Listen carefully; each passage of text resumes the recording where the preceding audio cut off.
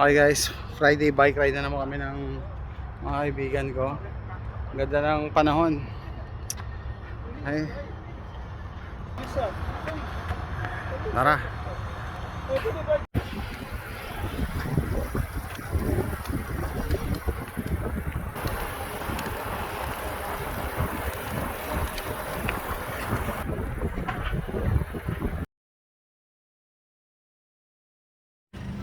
Dapat ganun.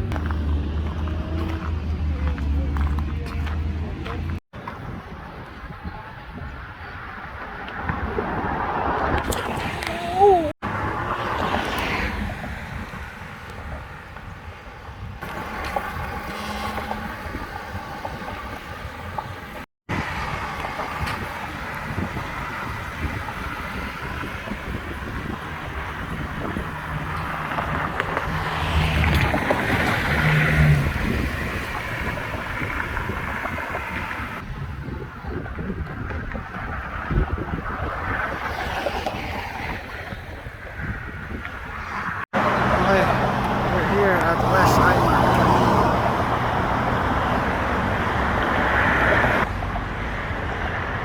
Kaway-kaway.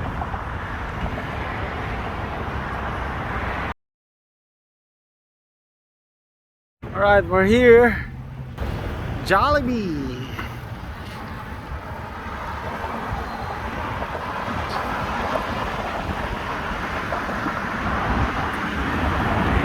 Okay. So for today, I'm gonna mix it up. Gonna order the one piece chicken joy and jolly spaghetti plus pineapple juice.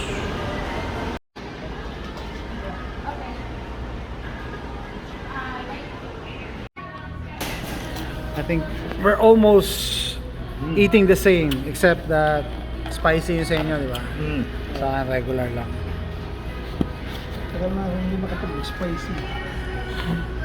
So let's see.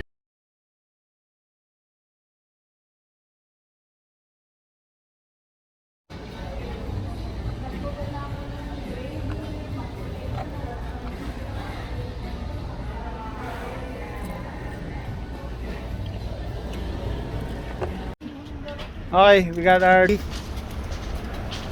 Ready? yeah. We're back to the car.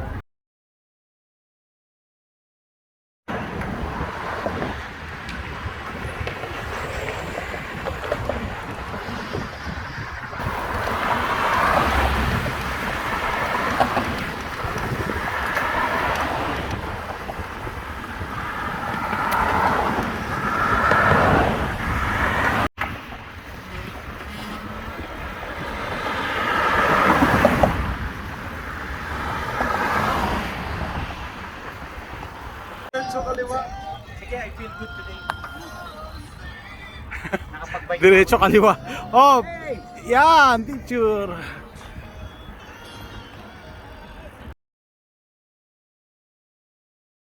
Sabay, sabay ulit. Yeah. Tako, oh. Yun! 1, 2, 3. Yan. Yan, oh. Alright. Ayan. Ayos. Up.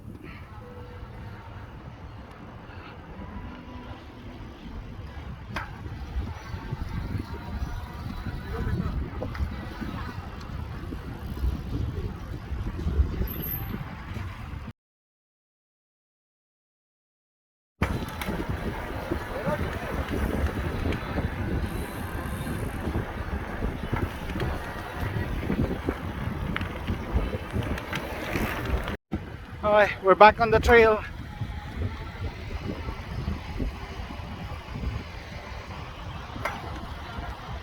Okay, under the bridge. Here we go. Here we go.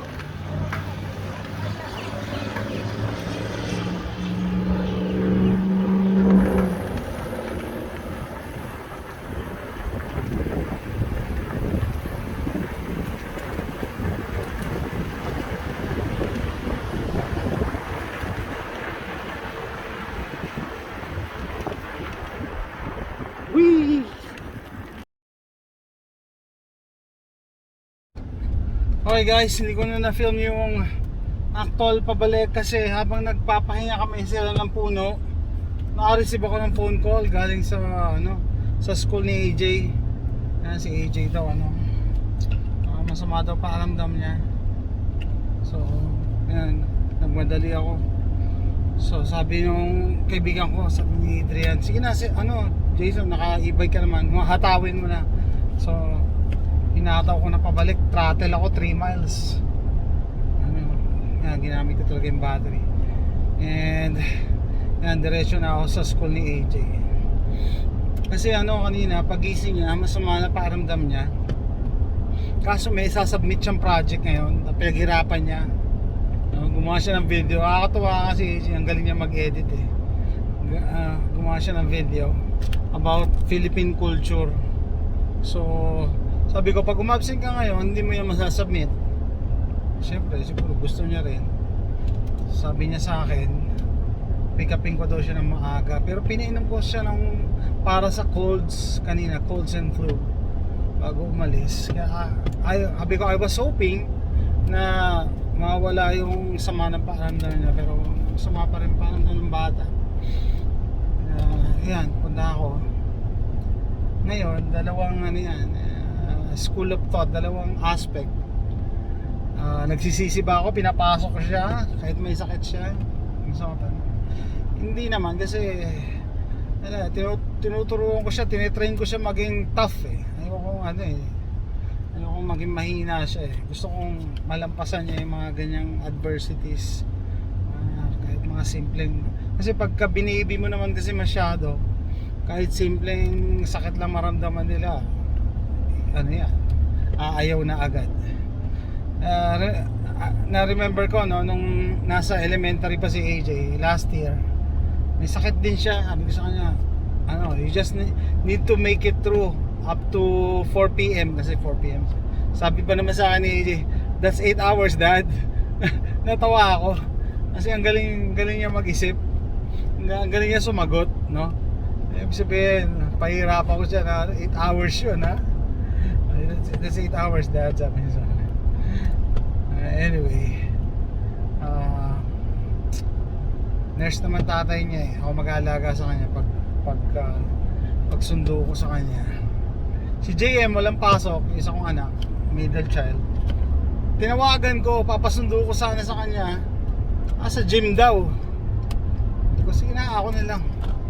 Sayang. Iba kasi pag binata, walang pasok, hindi rin tumatambay sa bahay.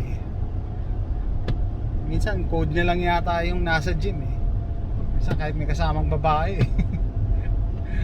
Parang isang araw dumating si JM, alas 4 ako uwian nun eh, umuwi alas 6. Sabi sa akin, Wabi, where did you go? Bagay, 20 years old na yan.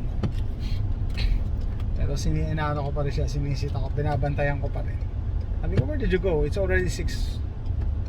Sabi niya, I went to the library. Sabi ko, JM! Ha? Napaka-studious naman ng anak ko. Studious naman. If I know. Kahit ako, may isang kotse na dumaan na nagpark kanina. Nagpaalaman sila. May pumupunta kasing babae sa amin eh. Minsan isang kotse lang sila eh. Ayun talaga, pagka binata, 20 years old na eh. Next year 21 na siya.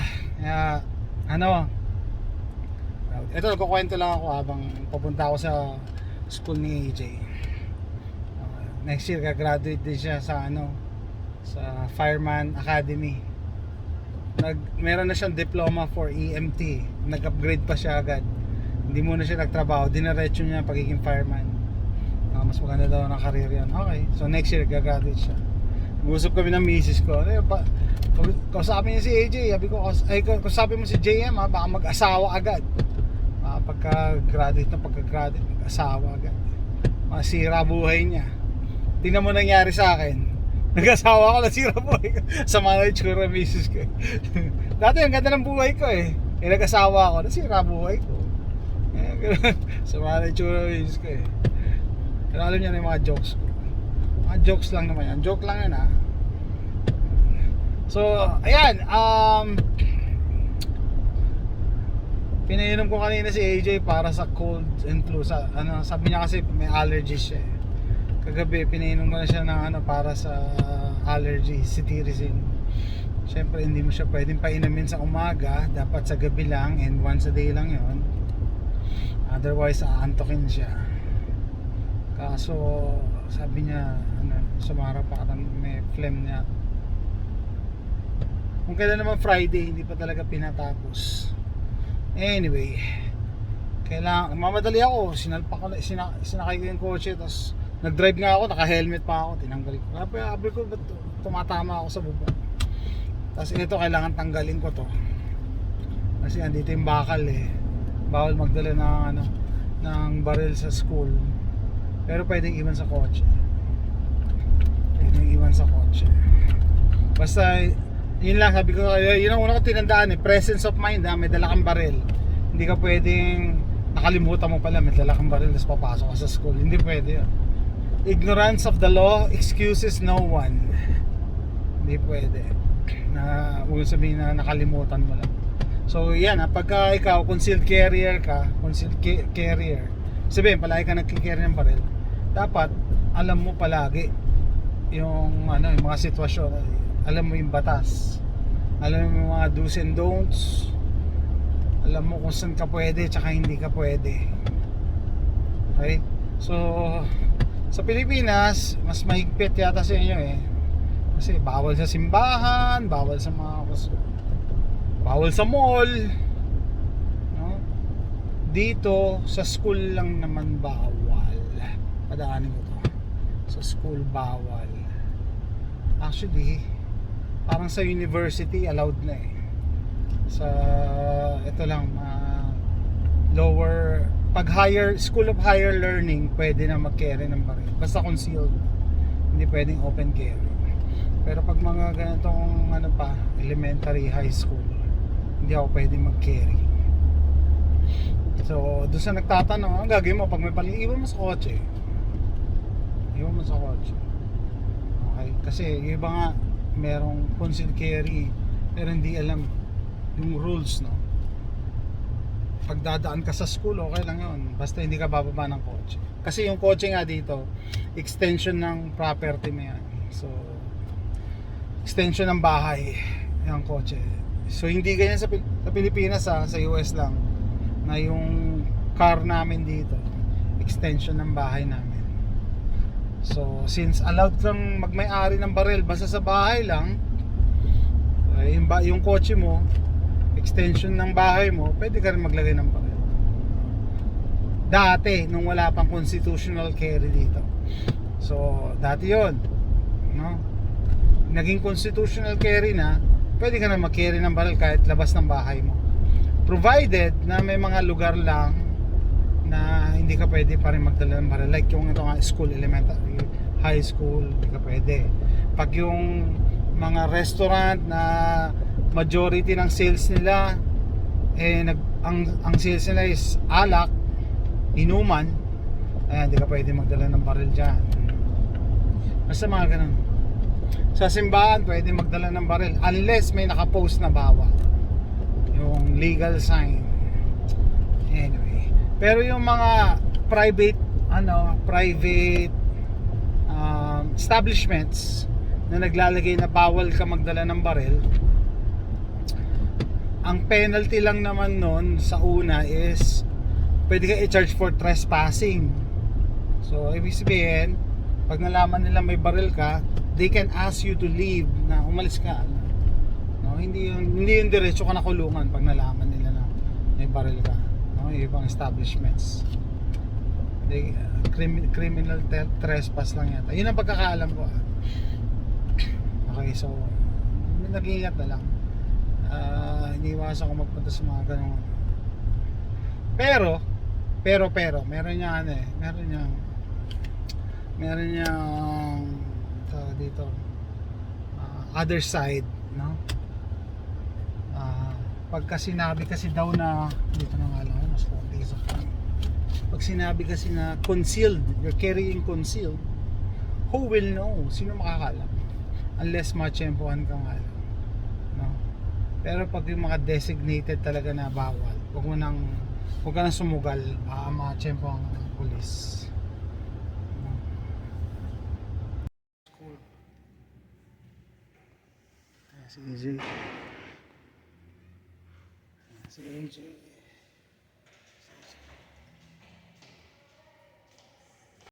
Yeah, you need it. Hey, I need a tutu t-shirt. When? I think I encrypted the files.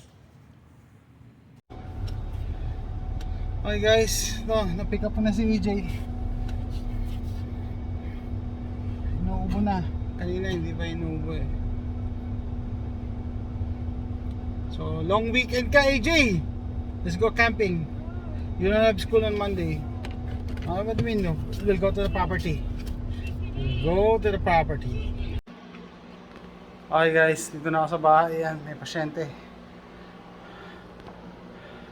See you next time. Bye.